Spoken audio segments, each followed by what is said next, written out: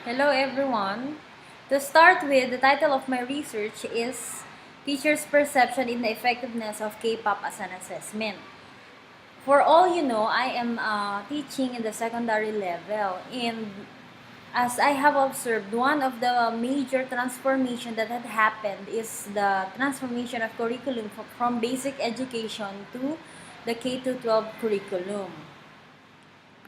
A lot has been said, arguments, issues has been discussed regarding this transformation. And one of the things that I have observed is the way the teachers give assessments to the students.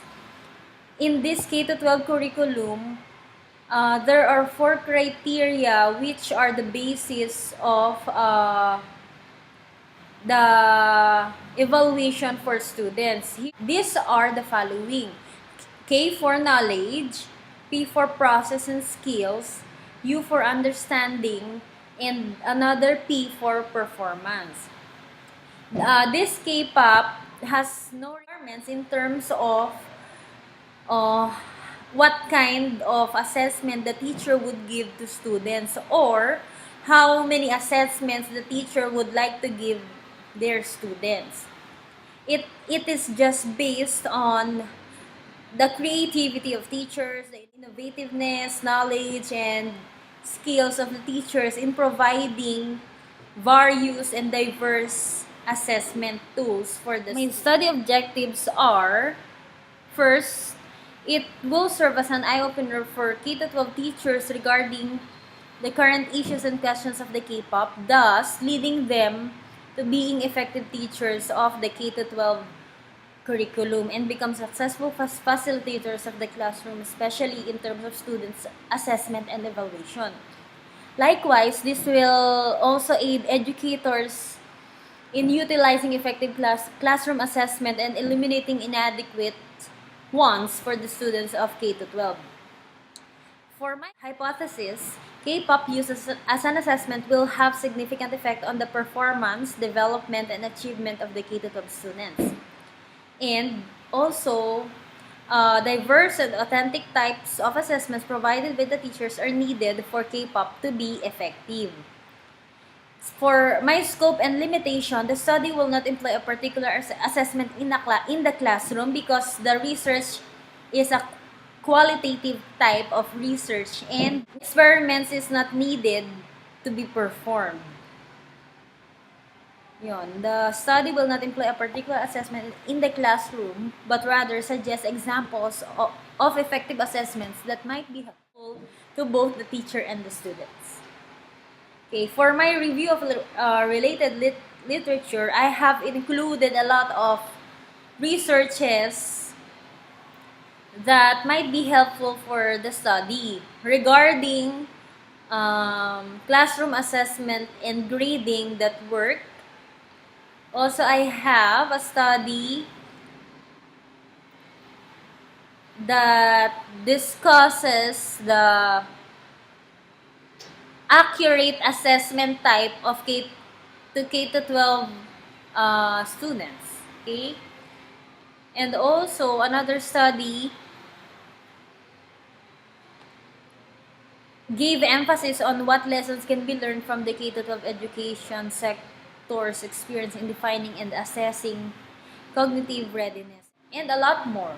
For my research design, I thought of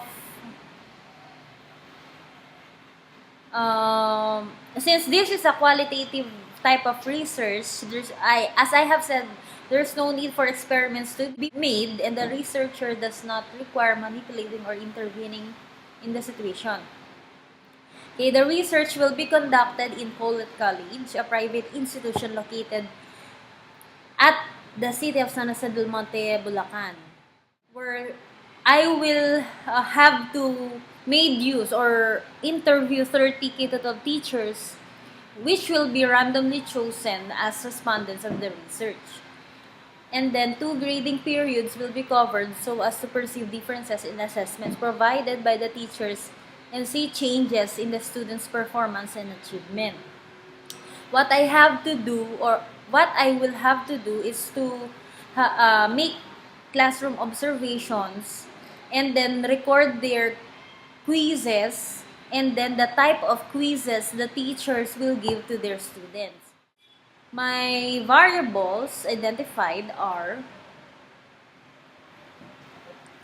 the independent variables are the type of assessments provided by the teacher, student scores in each type of assessment, creativity of teachers in providing and constructing various type of assessment, and the dependent variables include the teacher's perception in the efficacy of KPUP and the K to 12 grading system. And for my data collection, it requires the following: observation in the natural setting, interactive data collection technique like interviews. First, I have to make interview with the principal to gather some information about the setting and the current situation of the school. And then, secondly, I have to make interview with the teachers and students to be able to gather information about the grading system and how the students are assessed in the classroom. Maybe it's better if I will use a tape recorder in interviewing these people, no? So as to avoid difficulty in writing their answers in each of the interview questions, that I will have to provide them. Aside from that, I have here collection and review of related documents, which is necessary, taking specimen records, and non-interactive data collection technique like oral histories. As I have said, the use of tape recorder to record data and analyze the interview. Data analysis and interpretation of this research includes organization of information and data reduction. Data collection will be helpful to support, confirm, or extend the research hypothesis of theory. And then, accurate descriptive report of the phenomenon and review of causes and consequences of data will be developed as well. To organize the data accordingly, I have read in one of my references, which is Wiersma 1995, if I'm not mistaken. We have here a process called coding in the analysis of data, which I have to research more regarding that. Possible codes for this research are the teacher's perception of the efficacy of KPUP, the setting where the study will be conducted, and the students whom the KPUP assessments were used. And then, after that, I have to basically formulate my conclusion based on the results that I have gathered throughout the study. That's all for my research design, and hopefully for my dissertation, I could come up with quantitative research instead of this one, which is qualitative. I really had a hard time gathering information on how to conduct a quantitative type of research. Maybe it's best to do a quantitative type of research rather than qualitative type. That would be all. Thank you for watching my video. Bye. Merry Christmas.